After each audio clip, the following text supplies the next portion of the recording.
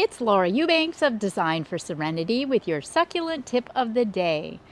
And I am in my front garden in Chula Vista, California, which is southeast of San Diego. We are the land of milk and honey here. You know, we rarely ever get a frost, let alone a freeze. Temperatures usually stay in the 70s, 80s. Occasionally it'll climb up to the 90s and we might get a day or two over 100 degrees Fahrenheit. But for the most part, it is just mild, mild, mild. So Aeoniums, let's talk about them. You have been asking. I've had so many comments about the Aeoniums, and let me try to demystify them for those of you that are struggling. First of all, this is a plant that is native to the Canary Islands, and it loves the Mediterranean climate. It doesn't want any moisture or water in the summertime because these plants are summer dormant. You've probably noticed how they kind of fold up in the summertime when it's hot. And then now we are in almost mid-March here in the springtime in Southern California, and they are at their peak. So what I can suggest to you is if you are growing these plants, first of all, try to protect them from the hottest part of the day. They prefer some protection. Morning sun, afternoon shade, or even just dappled shade if you're in a really hostile climate is the way to go to support these plants. This is Aeonium Canariensis, by the way. It started out as about 3 pups, and over the last probably 5 or 6 years, it has grown into a stand that is probably 6 feet wide by 3 feet tall. And you're going to hear me complain about these in the summer because despite how gorgeous they look right now, when it gets hot, and despite the fact that they are under a king palm tree where they get some shade, they're going to kind of curl up, and we're going to see a lot of dead leaves on the lava rock, and I'm going to bitch and moan about having to come out here and pick up all of the leaves out of the lava rock and how this is going to be my last year with the Aeoniums and blah, blah, blah. Don't worry. I'll remember. Before I rip them out, I will remember how fantastic they look most of the year. So, as many varieties of Aeonium as you can shake a stick at, all of them, without question, prefer some protection from the heat, and they will take all the water you want to give them as long as your soil is well draining in their growing season, but do not attempt to water them in the summer or you will lose them. They will rot. Also, Aeoniums are monocarpic, meaning that after they bloom, they die. So you can see that we have 3 virtually spent blooms on this Aeonium, which means that the moms that are buried underneath all these babies are toast. But because I have such a big, beautiful stand, when I cut off these bloom spikes, you're not going to see any issue or problem. As far as cutting off spent blooms, there's no magic, there's no right or wrong place on the plant to cut. I try to go as close to the joint where the bloom protrudes as possible, just for aesthetics.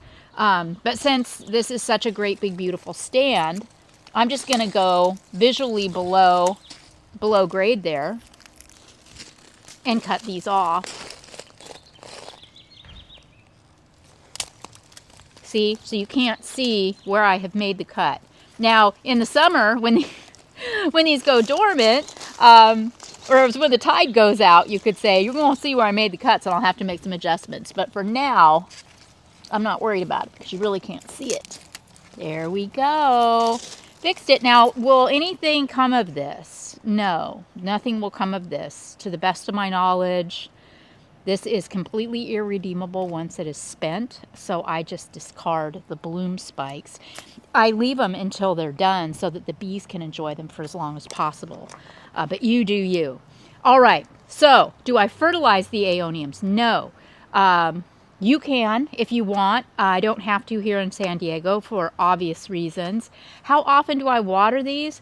Honestly, not very, because you can see they're surrounded by barrel cactus. This palm tree needs a little water, and since the neighbors went to fake grass, I used to rely on them to water my palm tree, but now I put the hose out here about once a month in the hotter months, and I let that water soak in until runoff, and then that's it for however long until I feel like it needs it again. So it might be 3 times a year that I water this. I haven't put any water intentionally on this stand of Aeonium since last fall. We got some rain, and you know, if it ain't broke, am I right? So please fire away in the comments if there's anything that I haven't covered as far as the Aeoniums go, or if you have specific questions or concerns. To the best of my knowledge, they're not prone to any specific pest or disease. Like any succulent that doesn't get good air circulation or whose immune system might be stressed, they can be susceptible to all of the local suspects like mealybug, aphids, whitefly.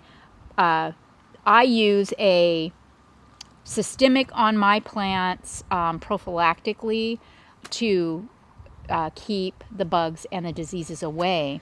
And so what I'm going to do for you now is show you how I do that. I just learned recently that barrel cactus can be attacked by snout weevil. Yay, I know. Oh God. So as part of my spring and fall maintenance, I treat all aloes, all agaves, and now I have added barrel cactus to the list. I like bare tree and shrub, the liquid systemic. You use whatever you want. I just like this. This has worked for me, so this is what I use. Follow your package directions, and then in the spring, aka now, I'm just going to apply some systemic. And see, I'm able to water the plants at the same time. Not that the barrels necessarily need water, but hey, they don't mind it. And so what this systemic is doing is it's penetrating into the soil, and if there are any snout weevil larvae down in there, they gonna be dead. I am dispatching them with great prejudice with the use of this systemic. Now you see that I'm not being particularly scientific about how much I apply. I'm just kind of using my common sense. The smaller plants get less than the bigger ones. To the best of my knowledge, Aloe procera is not susceptible to the weevil, so I'm not going to treat that. Although it's looking like I should probably water it, don't you think? This is normal. Don't be alarmed if you've got some yellow leaves on your Aloe. They hate cold weather. So we got, you know, a little chilly a couple of few weeks ago, and so I'm losing some leaves. Oh, this feels so good to my OCD to do this. I might just have to keep doing this for the next 5 or 10 minutes. You probably have guessed it. Greg is my photographer or my videographer today. Hannah would never have the patience to let me stand here and do this. But oh, it feels so good. You can take a blast of the hose too and knock off the yellow leaves. You can see up top side there's not a whole lot of new growth, but I do see some small leaves up there. And that tells me that this baby is waking up from winter dormancy. You can see here on these lower branches that they're not doing anything. So I'm hesitant to water too heavily until I start to see some signs of life, because the last thing I want to do is rot a plant. So wait for a flush of growth, a bloom, something, some sign of life, some sign of waking up from dormancy before you apply water to your Aloe. Also, if it is, you know, if it's like the now-ish, April, May, deep spring, early summer, and you're still not seeing anything, feel free to go ahead and water at that time. Not liberally, but a little, to see if you can't stimulate your plant to wake up. Just don't overdo it, and don't water regularly if there's no leaves.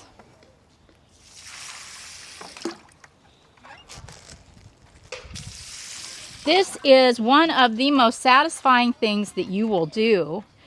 You know, it's like taking your kids in for their shots. It's a pain in the neck, and you don't want to do it, but you feel so accomplished when you're done. And I feel like a great plant mom, having protected my plants for the next 6 months against the dreaded snout weevil. I'm going to make some more systemic and finish the job. But I just wanted to kind of take you guys on the journey because it's not something that I've really showed you before. It's not something we've talked about. And you had a lot of questions about the Aeonium. So here's the forum. Any questions regarding aloe, snout weevil, dormancy, watering habits, Aeoniums, please don't hesitate to ask. I will do my very, very best to answer all of your questions. 613. That was Liz Rivers' guess on how many plants we used on the epic Carlsbad Succulent Oasis Disneyland installation we did last week, and that she nailed it. That was the number. So many plants. So congratulations, Liz. Thank you all for playing along. Some of your responses were absolutely hilarious. I love you guys so much. You make me laugh on the regular. This has been Laura Eubanks of Design for Serenity with your succulent tip of the day. See you tomorrow, guys. Bye.